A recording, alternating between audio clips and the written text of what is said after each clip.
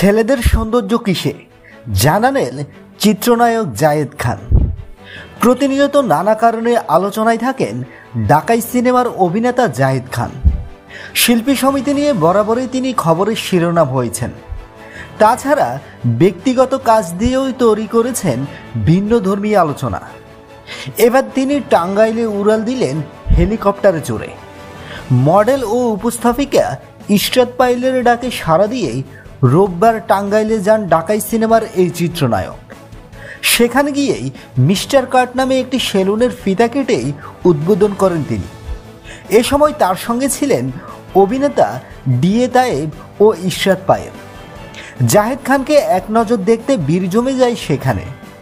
উপস্থিত জনতাকে এক ফ্রেমে বেঁধে সেলফিও তুলেছেন তিনি। সংবাদ মাধ্যমের সঙ্গে নিজের চুলের স্টাইল নিয়েও কথা বলেছেন তিনি। জায়েদ খান বলেন, আগে দর্শনধারী, তারপর গুণ বিচারী। মানুষের সব সৌন্দর্যের জায়গা হলো চুল। সাবজেক্টের সঙ্গে সাবজেক্টের মিল হতে হবে, সাবজেক্টের সঙ্গে অবজেক্ট হলে হবে না। যার কারণেই এই নতুন কাট। ছেলেদের সব সুন্দর শুরু হয় কিন্তু চুলে। একটা ছেলেকে পরিবর্তন করে দেয় চুল। কাল রাতে চুল কেটেছি, আজকে গেট আপ চেঞ্জ। বন্ধুরা, নিত্য নতুন এক্সক্লুসিভ খবরাখবর সবার আগে পেতে বাংলা নিউজরুম চ্যানেলটি সাবস্ক্রাইব করে পাশে থাকা বেল আইকনটি অন করে দেওয়ার অনুরোধ রইল।